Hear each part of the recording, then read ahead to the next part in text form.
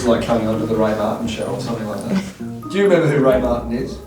Yeah, absolutely. Oh, cool. Yeah. And Oh, this is cool. Yeah. Sarah, take one. wonderful. So my name's Sarah, I'm 28 years old. I'm Alison. As Mum describes me, I'm special. I don't know if that's special in a good way or a bad way. My name's Ainsley. I'm a mother of 5 kids. I have 3 children and I'm just trying to live my life until my children come home. 2 have been taken, still got 3 teenage girls at home. My name's Kirsty. I'm Zoe. And I'm Jay. I have 2 kids, one in care and one self-placed at home. It was about 10 years ago that I lost my children. It's been 2.5 years since my kids were taken, my little ones. It was my ex that harmed them, so we've been fighting ever since to get them home. I lost them due to domestic violence and smoked marijuana and drank alcohol. I've had 6 kids. Katie, Angus and Gypsy are in long-term care. Me and their father were in a domestic violence relationship. I've got 3 beautiful children. They're currently in care. They were in foster care but have recently moved to kin care. Dakota is 9 and she's in the process of being adopted into the family of her foster parents. Cruz used to live with Dakota, but he's now in heaven. He passed away at 3.5 from cancer. And I also have Levi, who's 4 in September, and he's in my care. I knew my children would be removed, But I didn't care. that's not necessarily true. I cared a lot, cried myself to sleep for a long time. Yes, I did care that they were getting removed. It broke my heart, broke my family's heart. In the end, I knew he was going to be removed, but then the drugs just took over my life and I didn't do anything about that. I knew my actions would have consequences. It's just that I was addicted. I had an addiction and my addiction took over my life. Harvey was actually taken from me in the hospital and that's when I knew that I had to do whatever I possibly could to get my little boy back. I thought that I might have another chance, so I think you never hold out hope that your kids are going to be taken away from you. But unfortunately that was the outcome and I think it was probably for the best. Unfortunately, it did cost me the things that I love the most in this world. It cost me my children. I can never take that back, but I have changed my life around. So saying that I didn't care, that's an understatement. I did care. I just didn't think it would happen to me. I had a bad labour and I had to go down to theatre. And they came to take him while I was in theatre, but they didn't because I wasn't there to sign the birth certificate. So they waited for me to come back from theatre and they just took him out of my arms. And it just destroyed me completely.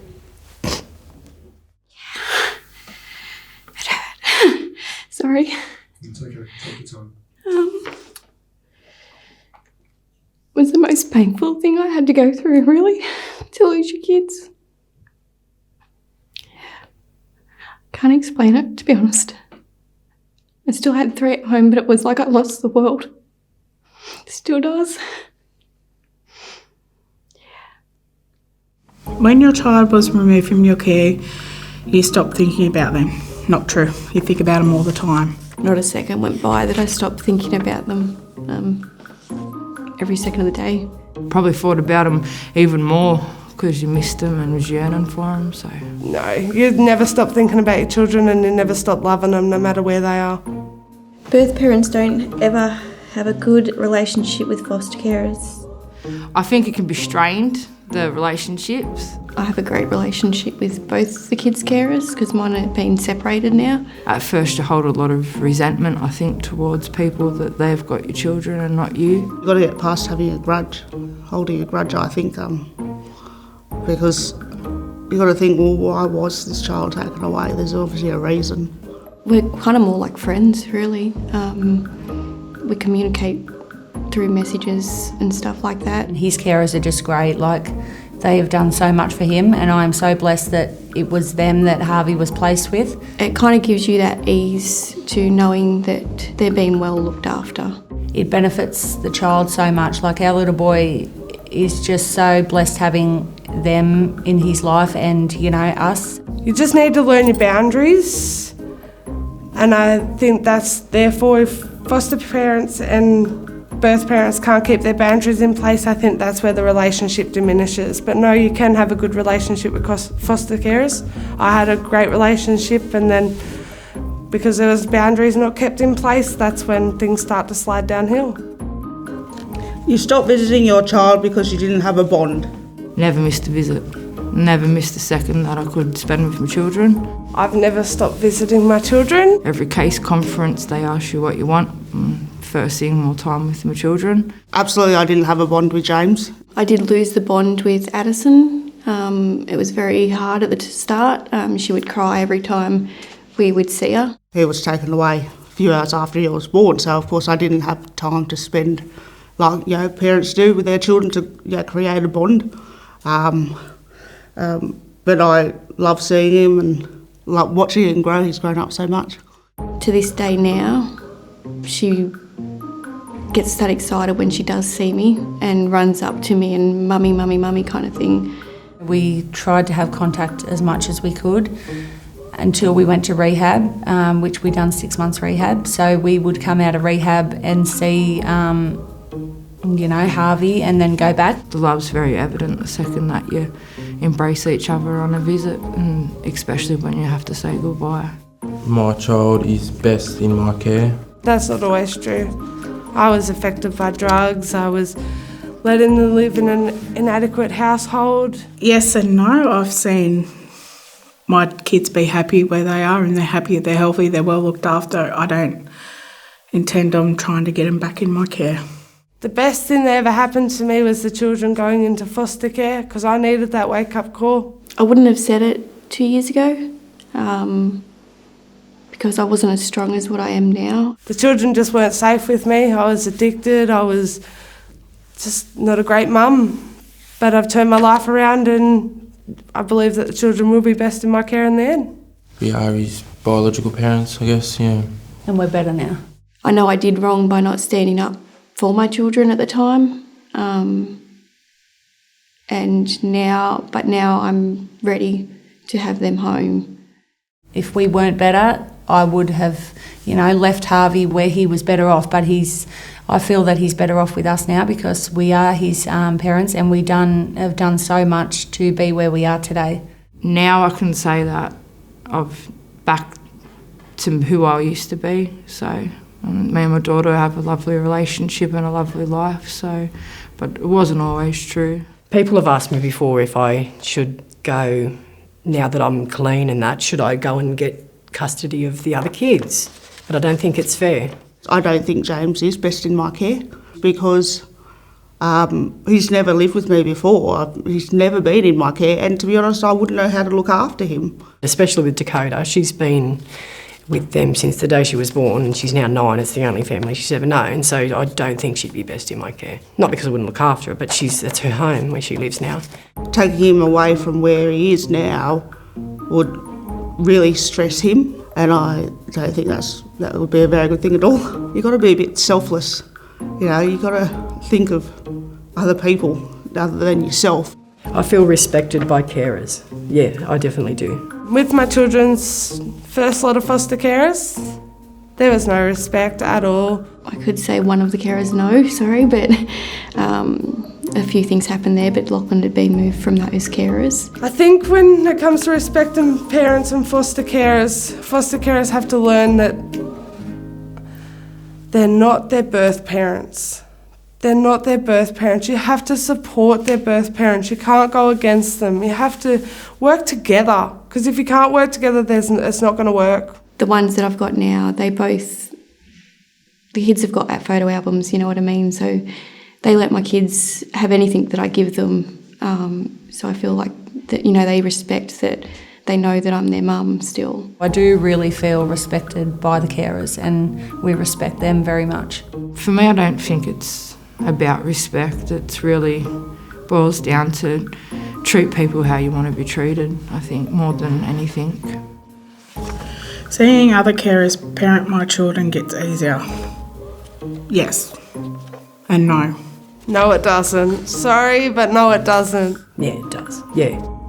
So the biggest struggle throughout this I've had is watching other carers and watching other people get to be parents to my children. When I met them and Dakota was like, "Mummy," to her, and it was, but it gradually did get easier because I could see that that really was her mum. Like there's a difference between being a mother and a mum, and I'm Dakota's mother, but that's her mum. It does, it gets easier, I think anyway. You just got to realise that they're there 24/7 with your children. They're the ones putting in the new boundaries for your children, and they're the ones making the new rules for your children. It was hard at the very start, I guess, because, like, you know, no one ever wants their children to be taken out of their care. I don't think it gets easier. I think you just start to accept it, especially when you can see what such a good job they're doing. I come to very quickly, you know, once I knew that the carers were taking good care of my children while I couldn't, so it got easier. It does get easier. If you can get a little bit at ease with other people parenting your children and overlook your own problems again, you're putting your children first. That's how life is, and you just got to learn to accept it, you know, like other things in life. Just learn to accept things, which takes time. That's what being a mum's all about, putting your children first. Sometimes it hurts, sometimes it sucks, but that's what it is. The one thing I want my children to know is I never gave up on them. I've never stopped thinking about them, loving them, caring for them while they're not in my care, and that I'll never stop doing everything I can to get them home with me and the girls. The one thing I want my child to know is that I love him, I love them more than anything in the world, that I think he's in the best place he can possibly be. and I will continue to do whatever I can for them to have everything and just be okay and happy and safe and healthy. The one thing I want my children to know is that I'm sorry. If I could change the things I did, I probably wouldn't, because I wouldn't be the mum I'm going to be when you're home. I just want them to know that I love them more than my own life, and I'll spend the rest of my life in ensuring that they know how very much I love them and how very, very sorry I am for causing them the traumatic experiences that I've put them through.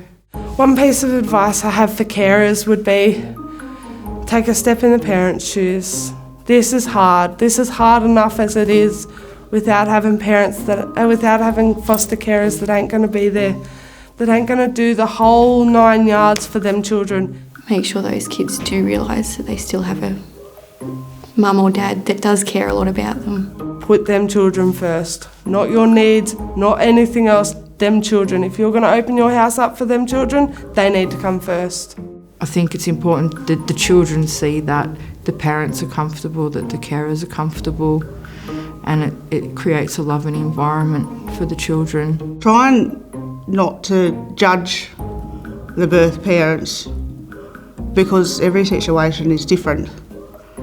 We're not all bad people. For some people it's just the situation that they were in. They don't need to see the tension and feel that they can't be loved by everybody, because the more love, the better for a child, I think. The one piece of advice I'd give to parents with children just being removed, first off, you have to take responsibility. Do a lot of the courses that they ask. I mean, they've really helped me.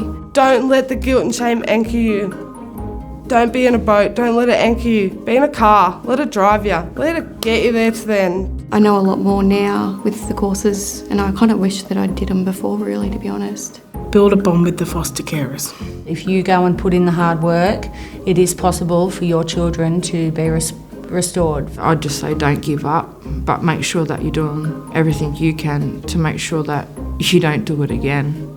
Do everything that Docs asks of you, or even beyond what Docs, like if they say you need to go to rehab and then do drug and alcohol counselling, or just keep trying. It's all about taking responsibility. You have to take responsibility in order to grow. You have to, because without that there's no shine.